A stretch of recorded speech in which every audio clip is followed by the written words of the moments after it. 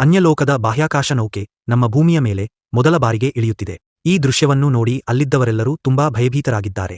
ಏಕೆಂದರೆ ಅವರ ಬಾಹ್ಯಾಕಾಶ ನೌಕೆ ತುಂಬಾ ಮುಂದುವರಿದ ತಂತ್ರಜ್ಞಾನದಂತೆ ಕಾಣುತ್ತದೆ. ಬಾಹ್ಯಾಕಾಶ ನೌಕೆ ಭೂಮಿಯ ಮೇಲೆ ಇಳಿದ ತಕ್ಷಣ ಅದು ತನ್ನ ಸುತ್ತಲೂ ಸ್ಫಟಿಕ ಗೋಡೆಯನ್ನು ನಿರ್ಮಿಸುತ್ತದೆ. ಇದನ್ನು ನೋಡಲು ಜಾಕ್ ಎಂಬ ವಿಜ್ಞಾನಿ ಬರುತ್ತಾನೆ. ಜಾಕ್ ಸ್ಫಟಿಕದ ಬಳಿಗೆ ಬಂದ ತಕ್ಷಣ ಅದು ಬಾಹ್ಯಾಕಾಶ ನೌಕೆಯ ಬಾಗಿಲು ಎಂದು ಅವನಿಗೆ ಅರಿವಾಗುತ್ತದೆ. ಸ್ವಲ್ಪ ಹೊತ್ತು ಯೋಚಿಸಿದ ನಂತರ ಜಾಕ್ ಬಾಹ್ಯಾಕಾಶ ನೌಕೆಯೊಳಗೆ ಹೋಗುತ್ತಾನೆ.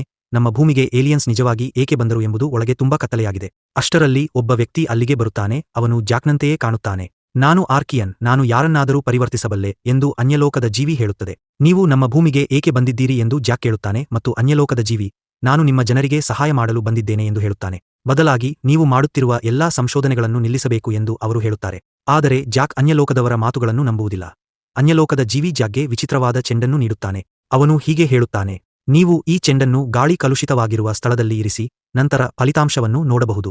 ಒತ್ತಡಕ್ಕೆ ಒಳಗಾಗಬೇಡಿ, ಇದು ಭೂಮಿಗೆ ಯಾವುದೇ ಹಾನಿ ಮಾಡುವುದಿಲ್ಲ ಎಂದು ಅವರು ಹೇಳುತ್ತಾರೆ. ಜಾಕ್ ಚೆಂಡನ್ನು ತೆಗೆದುಕೊಳ್ಳುತ್ತಾನೆ. ಇಲ್ಲಿರುವ ಎಲ್ಲಾ ವಿಜ್ಞಾನಿಗಳು ತುಂಬಾ ಭಯಭೀತರಾಗಿದ್ದಾರೆ. ಈ ಚೆಂಡು ಪರಮಾಣು ಬಾಂಬ್ಗಿಂತ ಅಪಾಯಕಾರಿ ಎಂದು ಜಾಕ್ ಹೇಳುತ್ತಾರೆ. ವಿದೇಶಿಯರು ಭೂಮಿಯನ್ನು ನಾಶಮಾಡಲು ಬಯಸಿದರೆ ಅವರು ಯಾರೊಂದಿಗೂ ನಿಲ್ಲುವುದಿಲ್ಲ ಅಥವಾ ಯಾರಿಗೂ ಹೆದರುವುದಿಲ್ಲ. ಕೊನೆಗೆ ಅವರು ಚೆಂಡನ್ನು ತೆಗೆದುಕೊಂಡು ಹಳೆಯ ಪರಮಾಣು ಸ್ಥಾವರಕ್ಕೆ ಹೋಗುತ್ತಾರೆ. ಅಲ್ಲಿ ವಿಕಿರಣ ಪ್ರಮಾಣ ತುಂಬಾ ಇದೆ. ನೀರಿಗೆ ಅಲ್ಲಿನ ಸಂಪೂರ್ಣ ನೆಲ ನಡುಗುತ್ತದೆ. ನಂತರ ಒಂದು ದೊಡ್ಡ ಹಸಿರು ಬಣ್ಣದ ಸ್ಫೋಟ ಸಂಭವಿಸುತ್ತದೆ. ಎಲ್ಲರೂ ಹೀಗೆಯೇ ಭಾವಿಸುತ್ತಾರೆ, ಅದು ವಿಷಕಾರಿ ಅನಿಲವಾಗಿರಬೇಕು. ಎಲ್ಲಾ ಅನಿಲ ಹೋದ ನಂತರ ಅವರು ಗಮನಿಸುತ್ತಾರೆ, ಇಡೀ ವಿಕಿರಣ ಪ್ರದೇಶವು ಹಸಿರು ಬಣ್ಣಕ್ಕೆ ತಿರುಗಿರುತ್ತದೆ.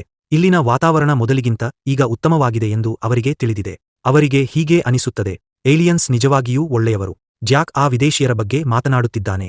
1 ವರ್ಷದಿಂದ ಸಿಗ್ನಲ್ ಪಡೆಯದ ಬಾಹ್ಯಾಕಾಶ ನೌಕೆಗೆ ಈಗ ಸಿಗ್ನಲ್ ಸಿಕ್ಕಿದೆ. ಗಗನಯಾತ್ರಿಗಳು ಬಾಹ್ಯಾಕಾಶ ನೌಕೆಯಿಂದ ಹೊರಬರುತ್ತಾರೆ. ಅವರು ಏಲಿಯನ್ ಎಂಬ ಪದವನ್ನು ಕೇಳಿದ ತಕ್ಷಣ ನಡುಗುತ್ತಾರೆ. ಏಕೆಂದರೆ ಅವರು ಕೆಲವು ತಿಂಗಳ ಹಿಂದೆ ಒಂದು ಗ್ರಹಕ್ಕೆ ಹೋಗಿದ್ದರು. ಅಲ್ಲಿಯೂ ಸಹ ಅಂತಹುದೇ ಸ್ಫಟಿಕದ ಚೆಂಡು ಕಂಡುಬಂದಿತು. ನಂತರ ಅಲ್ಲಿದ್ದವರೆಲ್ಲರೂ ಅನ್ಯಲೋಕದವರಾಗಿ ಬದಲಾದರು.